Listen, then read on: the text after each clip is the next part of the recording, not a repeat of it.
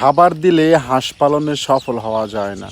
সফল হতে হলে রোগ নিয়ন্ত্রণ, পরিচর্যা আর সঠিক পরিকল্পনা জানতে হয়। অনেকেই বলে যে হাঁসের ব্যবসা লস হয়, কারণ ছোট থেকে ডিম পাড়া পর্যন্ত হাঁসের পিছনে অনেক টাকা খরচ হয়। পার পিস হাঁস 800-1000 এর মধ্যে খরচ হয়ে যায়। এটা কি জন্য হয়? এটা হওয়ার পরে কিন্তু খামারি লসে পড়ে যায়, যেই কারণে হাঁস পালা থেকে অনেক মানুষ বিরত, কারণ হাঁসের ব্যবসা থেকে মানুষ লসই পড়ে বেশিরভাগ। এটা হয় কি জন্য? ছোট বাচ্চাগুলিরে প্রথম অবস্থা ব্রয়লার খাবার দেয় এরা। ব্রয়লার খাবার যদি কন্টিনিউ দিতে থাকে, 1 মাস ব্রয়লার খাবার খাওয়ালে হাঁসের পিছনে কত টাকা খরচ হবে তা কি কখনো হিসাব করে খামারি দেখে? 2 মাস যদি ওই ব্রয়লার খাবার খাওয়াইতে হয়, 1.5 মাস 2 মাস, তাহলে পার পিস হাঁসের পিছনে অনেক টাকাই খরচ হয়ে যায়। তারপরে অন্য অন্য খাবার তারা দেওয়ার জন্য চেষ্টা করে। যে খাবারগুলি দেয় সেই খাবারগুলি লেয়ার 1, এটা দামি খাবার, 50 কেজি বস্তা, এটাও 2500, 2600, 2700 টাকা রাখে। তাহলে সবসময় যদি আপনি দামি খাবার দেন, আবার এই যে ব্রয়লারের কথা বললাম, যে কোনো কোম্পানির ব্রয়লার আছে, মনে করেন 2,500 টাকা তো ব্রয়লার হয় না, 3,000 টাকার উপরে, 3,000 টাকা এরকমের ভিতরে, এক এক জায়গায় এক এক দাম। যাই হোক, তো এইসব দামি খাবার খাওয়ালে তো আপনার হাঁসের খরচটা প্রায় অনেক বেশি হয়ে যাবে। এই হাঁসের যদি আপনি 5 মাস অথবা 6 মাস ভালো খাবার দিলে, 5 মাস লাগে না, 5 মাসের ভিতরে ডিম আসে, তো ধরেন 5 মাস যদি আপনি ভালো খাবার দেন হাঁসের, তাহলে আপনার পার পিস হাঁসের পিছনে 800-1000 টাকা খরচ হতে পারে, এর ভিতরেই থাকবে খরচটা।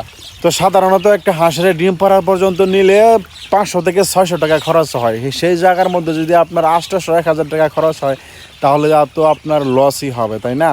এই হাঁস থেকে তো আপনি বেশি লাভবান হতে পারবেন না, কারণ যারা নাকি 500-600 টাকার ভিতরে হাঁস ডিমে পাচ্ছে, তো তাদের লাভ হবে বেশি। আর আপনার 800-1000 টাকা যদি খরচ হয়, তাহলে আপনার লাভটা কম হবে। এই জন্য বলি, মানে প্রথম যে বস্তাটা, মনে করেন 500-1000 হাঁসের বাচ্চা নিলেন, তাইলে প্রথম যদি 1 বস্তা খাবার দেন, এই 1 বস্তা খাবার কিন্তু মানে খুব ভালো করে তাদেরকে দিতে হইব। সব বাচ্চাই যেন খাবার টাবার পায়।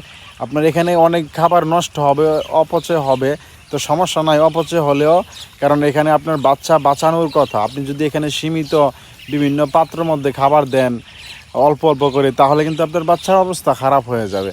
যেই কারণে এই বাচ্চারা আনলিমিটেড মানে খাবার রাখতে হবে 24 ঘন্টার, তাইলে আপনার বাচ্চা সমস্যা হবে না।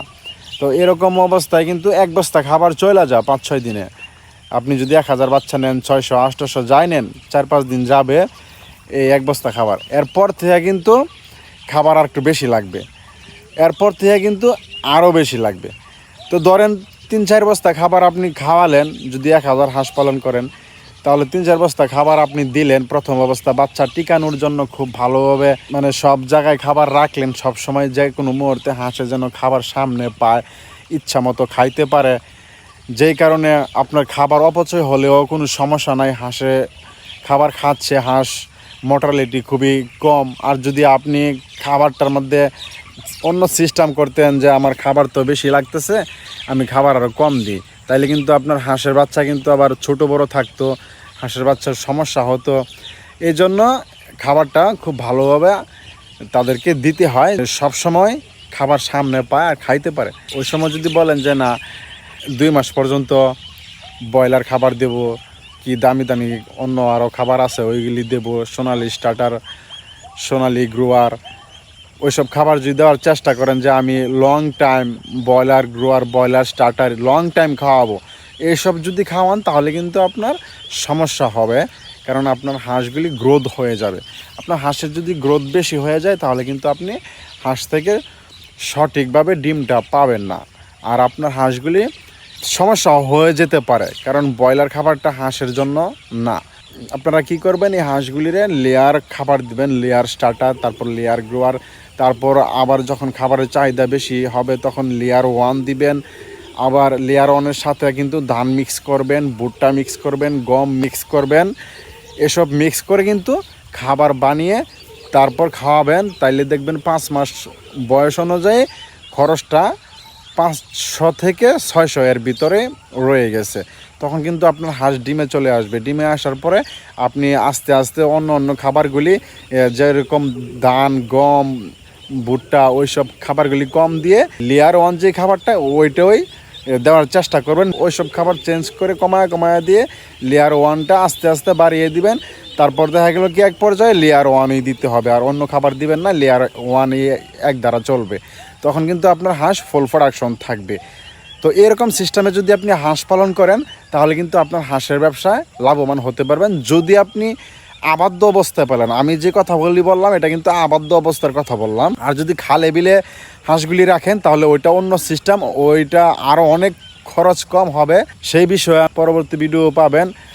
খালে বিলে হাঁস রাখলে কি উপকার, খরচটা কীরকমের মধ্যে পড়ে, পার পিস হাঁসের পিছনে কত খরচ হলে ডিম পাড়ানো সম্ভব, সেই বিষয়ে আলোচনা করব। তো আজকে এ পর্যন্তই। সবাই ভালো থাকবেন। আসসালামু আলাইকুম।